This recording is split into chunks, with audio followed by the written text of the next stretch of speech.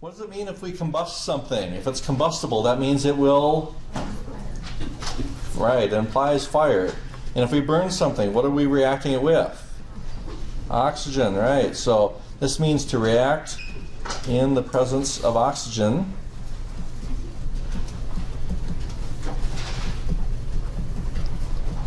And of course, oxygen has a formula of O2. O2. And what we are going to do in this class is we are going to assume complete combustion.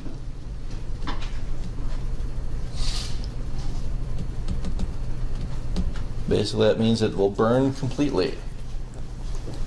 So now, if we have this case, let's say that if a reactant contains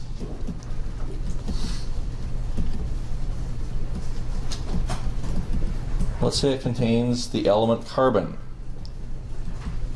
Then we say that it is converted to, and don't give the answer here, this is going to be a question on the Socrative app. If it contains hydrogen, it will be converted to what? And if it contains sulfur, it is converted to what? So in other words, if we have something that contains carbon, and we burn it, what is it converted to? And I realize fully that we've not discussed this yet. Let's see if you can guess what that correct answer would be. If a compound containing carbon undergoes complete combustion, one product will always be. We'll go back and look at the definition of what combustion is. It means to burn in the presence of oxygen. So if something contains carbon,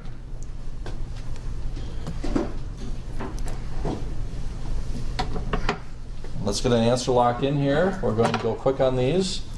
We'll take 10 more seconds to get an answer locked in. We'll go 5, 4, 3, 2, 1. Yes, the answer that makes the most sense on this one here is carbon dioxide. So you can fill this one in here. It is converted to carbon dioxide. If we go to the next one, again, I realize we haven't discussed it, but there should really only be one answer here that makes sense.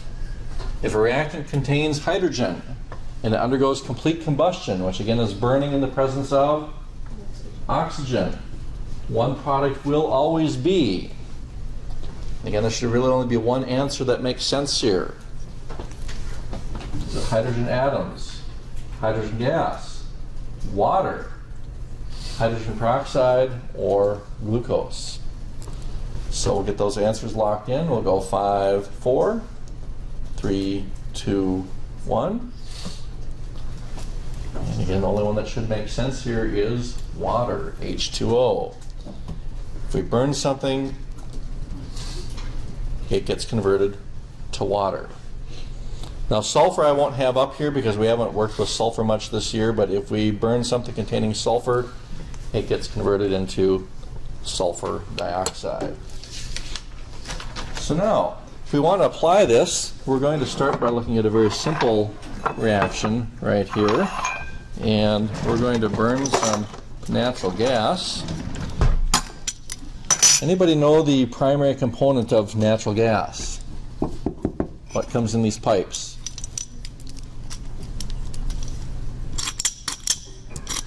Okay, this reaction right here. We want to write a chemical equation for this reaction. Well, that stuff is called methane. The primary component of natural gas is methane. Now, we haven't learned the formula for methane yet, and I don't expect you to memorize it, but its formula is CH4. So now, what we should be able to do, however, is complete the rest of it. We want to write an equation that shows the complete combustion of methane. So if it is completely combusting, that means it is reacting with O2. And that is simply by definition, because we said that combustion is to react in the presence of oxygen. Now, because this contains carbon, that means that one product is going to be carbon dioxide. And because it contains hydrogen, that means another product is going to be water. So carbon, when you burn it, will always turn into carbon dioxide.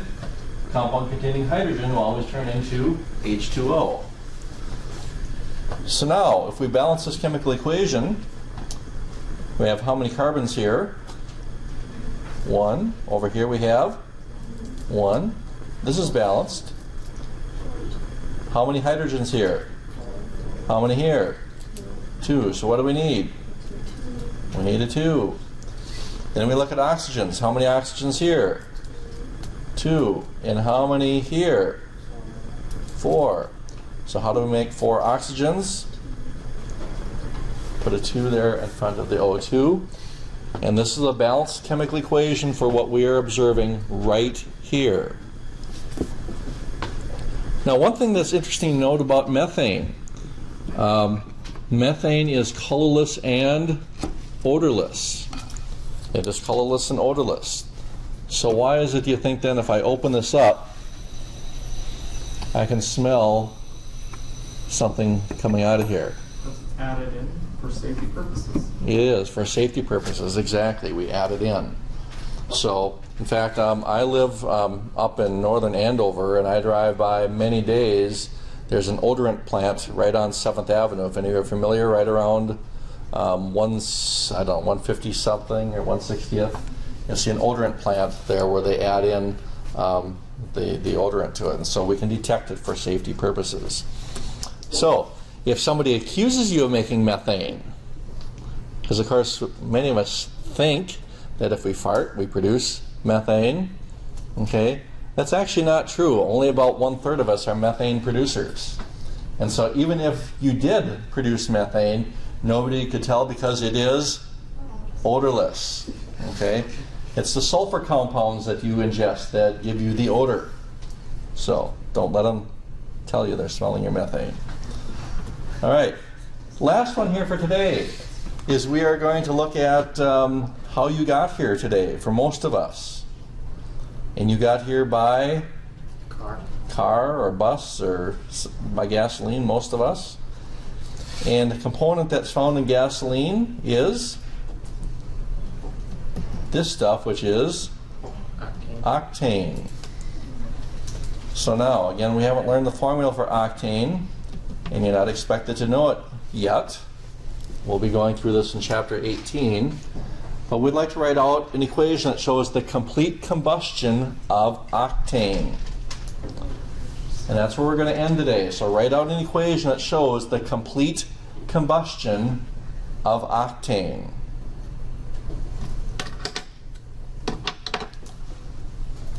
And that's actually where we are going to start on Thursday. 3, 2, 1. And it looks like the correct answer here, 25. A few of us didn't get that, so let's go ahead quickly and look at how we might arrive at the solution on this one. To arrive at the solution, first of all, if we look at our strategies for balancing chemical equations, we start off with the first strategy, which says we leave the simplest formula or element to last, which in this case is which one?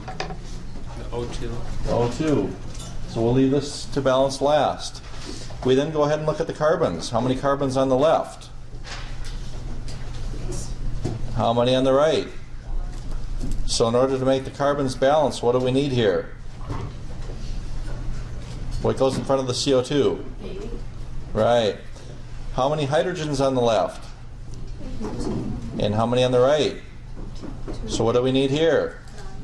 9. So that balances the hydrogens. The only element left to balance then is oxygen, which is what we wanted, and that's why we left it to last. So now in order to balance this one, we ask ourselves how many oxygens are in this formula here? There's 2. And how many are right here? 16. And how many are here? 9. All right. Now that means we should be able to put some coefficient here in front of the O2 in order to balance this equation. Since we don't know what that coefficient is, if you're in math and you don't know what a value is, you call it a letter x. You call it some variable that you don't know. So we're going to say that it's equal to x. So in other words, 2 times x is equal to 16 plus 9. Well, of course, 16 plus 9 is equal to 25. So 2x is equal to 25. To solve for x, we divide each side by 2. Once we divide each side by 2, we wind up with an answer of 12.5 or 25 halves. Well, now we can't leave a fraction in there, so to get rid of the fraction, we have to take the entire equation and multiply by a factor of 2. Once we multiply by 2, we distribute that 2 across parentheses. 2 times 1 here is equal to 2. 2 times 25 halves is equal to 25. 2 times 8 is 16, and 2 times 9 is 18. And that makes this a balanced chemical equation using the smallest whole number coefficients. If we want to confirm it very quickly, we see we have 16 carbons here to match the 16 here. We have 2 times 18, which makes 36 hydrogens here, which matches the 18 times 2 over here. We have 50 oxygens. Here we have 16 times 2, which is 32, plus the 18 there, which gives us 50 altogether, matching the 50 on the other side. So, any questions on this one? Yes? Not this one in particular, but I had a homework question, and I was wondering if you could work on that. If it's the one with calcium and nitric acid, Yes. the answer is no, because that uses some techniques in here that it would take me 15 minutes to balance it using techniques that we haven't covered in here, and it's way beyond the difficulty that you will see on the exam, and your author shouldn't have put that one in there. So we use a different technique called the half fraction technique, which is discussed, I think, in chapter 15 in your text. And so it's too difficult to do with the methods that we have to use. So, but thanks for asking that. I'm glad you brought it up. Anybody else? And this will be about as difficult, and the next one we're going to do here is about as difficult as we're going to see in here. So just ones where we have to use some fractions occasionally and then multiply it through. And again, that particular one is way beyond what we need to do. Okay, so our next one. We have a choice now. We can carry out a reaction in this, or we can carry out a reaction in this. Would we like to see this one or this one? How many would like this one? How many would like this one? Good choice. All right. So we're going to do it in the big one.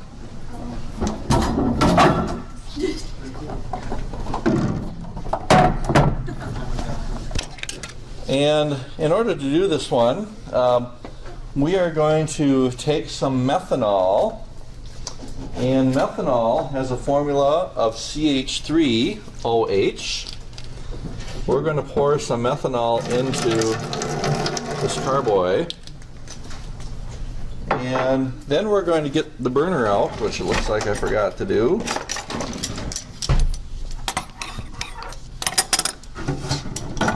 Flip it over here a bit. And we're going to go ahead and shake this up. And what we're trying to do is we're trying to volatilize the methanol in here. And this is a lot more fun in the dark. So what we're going to do is we're going to turn the lights down. And we're going to get a fire going.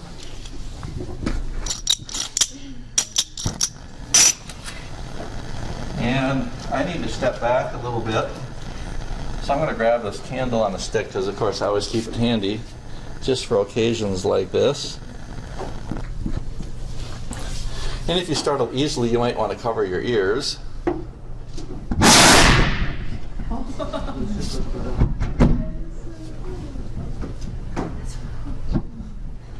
I love this one.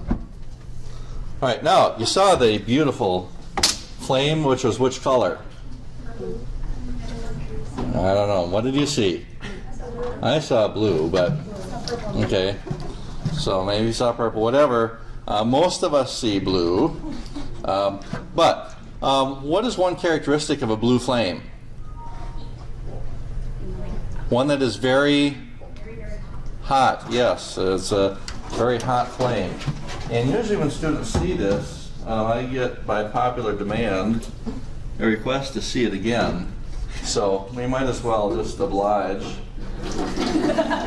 And we'll just pour in a little more methanol. This time we're just going to really shake that thing up. And we'll come back here. And we want to make sure this time that that flame gets to where it belongs. So we're going to take this wood splint and we're going to drop it in.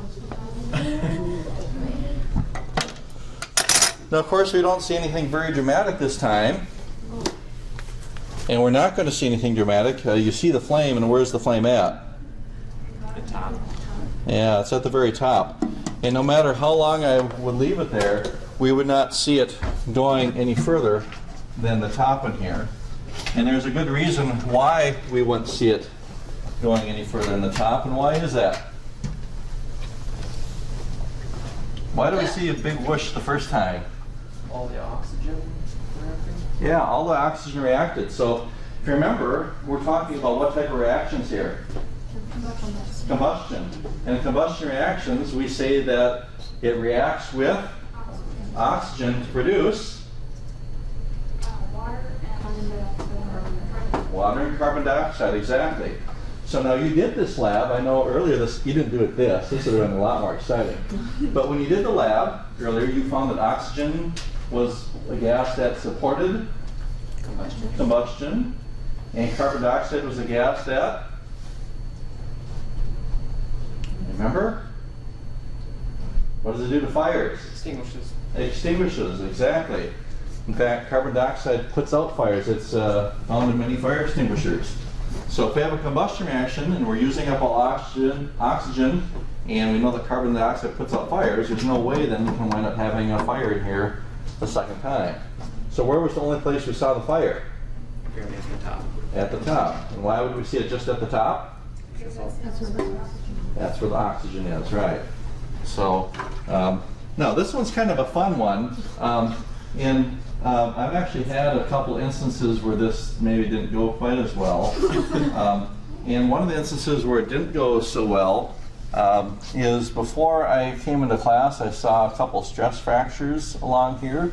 And I thought, well, you know what? I can probably get one more whoosh out of there. And I kind of was wrong. And so it happened, and this was like in 2002, and that's why I always keep looking up here. Turns out that before I had the tablet PC and was writing on it, I used to write notes underneath the document camera here.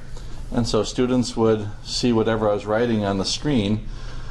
What happened was I left my notes sitting on the table, and the carboy blew up, and it spread the methanol across the table. And I happened to have my notes there. And what happened was my notes caught on fire and threw them on the floor, stomped them out. You know, we were all laughing, threw them in the garbage. But then one of my colleagues retreated out of the garbage, and I got awarded this at a meeting later on in the year and got the "oops, I set my notes on fire" award for doing that. Now, the first time that I did this, not the very first time, but I used to teach in a high school down in southern Minnesota. If any of you know where Waseca is at, I taught down there for 3 years. And when I used to demonstrate it there, I didn't have the carboys, but instead, in their gymnasium, they had 8-foot light bulbs up in the gymnasium. Now, of course, we don't want the basketballs or volleyballs to go up hitting the lights and breaking. So they have these plastic tubes that they put the light bulbs in to contain the glass should something break. So I took one of those plastic tubes, I put a rubber stopper in one end, and I put in the methanol, shook up the methanol, and then dropped the match down on the top. And that one's kind of fun because you saw how the blue flame went. Well, in this one, there's an 8-foot tube, and you see this boom, this blue flame goes down the tube.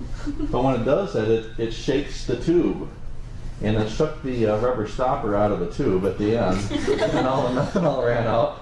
We had a carpeted floor in our chemistry room, and so then the carpeting caught on fire, and you know, stomp it up, and the kids are going burn, burn, you know. But so anyhow, we do need to be careful with this reaction though, and that's why I do actually ask. Some of you may have preferred this version. I really prefer this version right here. It's a lot more fun. And the other thing is, if we look at this reaction, let's bring it back up here. Let's do the chemistry of this one. If we look at the chemistry of this reaction, we want to write an equation that shows the complete combustion of methanol. In fact, why don't you write out the equation? Let's write out a chemical equation that shows the complete combustion of methanol. I'll help you out with the formula for methanol again. It is CH3OH. And so write out an equation that shows the complete combustion of methanol. And when you do that, I think that takes us here to the next question on the Socrative app, is once you balance it, what is that coefficient on O2? 5, 4, 3, 2, 1. Correct answer is 3. So it looks like we need to look at this one. Looks like we need to do this one here together. Yeah, you're putting your answers in now, you're changing it. But all right, so here's how we go ahead and do this one. If we come back to the chemical equation, and I have it already balanced here. Why do I have it already balanced? This is the right class. Okay. Well, let me take it out of here so I can kind of show you how we go about balancing this. First of all, we take the simplest element and we leave it to last. So the simplest in this case again is O2. So then let's try to balance the carbons. How many carbons on the left? 1. How many on the right? And that's balanced. How many hydrogens on the left? 2. 4. There's 4. How many over here? 2. So we need 2 in front of the H2O. So if carbon and hydrogen are already balanced, the only element left to balance is oxygen. So for oxygen, let's count here. How many in this formula? 3. 1. How many in this formula? 2. How many in this formula? And how many here? 2. There's 2 because the coefficient is 2. So now we need to remember we're going to put some coefficient in front of here in order to balance this. And when we don't know what it is in math, we usually label it with the letter x. So we don't know what x is equal to. But we do know that 2 times x is going to be that number of oxygen that's in here. Because that's x times 2, which we usually write then as 2x. So we then put in our plus signs. It's equal. So then we go ahead and simplify this. We find out that 2x plus 1 is equal to 4. Next step is to subtract 1 from each side. We subtract 1 from each side. We find out that 2x is equal to 3. To solve for x, then we divide each side by 2. We find out that x is equal to 1.5, or 3/2. Now, we can't leave a fraction in this equation, so we then need to take the entire equation, multiply it by a factor of 2. And we pick 2 because 2 times 3/2, of course, is going to give us 3. We distribute the 2 across the rest of them here. The 2 times 1, of course, is equal to 2. The number that goes here is going to be 2. And then 2 times 2 is going to give us 4. Now, a good student would go back and check to make sure that we balanced correctly. So we calculate the carbons here. We wind up with 2 here to balance, 2 over there. We have 2 times 4, which gives us a total of 8 hydrogens here to balance the 4 times 2, or 8 hydrogens over here. Then for the oxygens, how many here? 2 plus 6. 6 gives us the total of 8. 8. Over here we have 4. 4 plus 4. 4, which gives us 8. And the coefficient on this then is a 3. Yes? Sure. If we do another one like this, let's say that we have this equation right here. C4H10 plus O2 yields CO2 plus H2O. If we want to balance the equation like this, we leave the simplest one to last, which is going to be O2. So we balance the carbons. How many carbons here? 4. And over here? 1.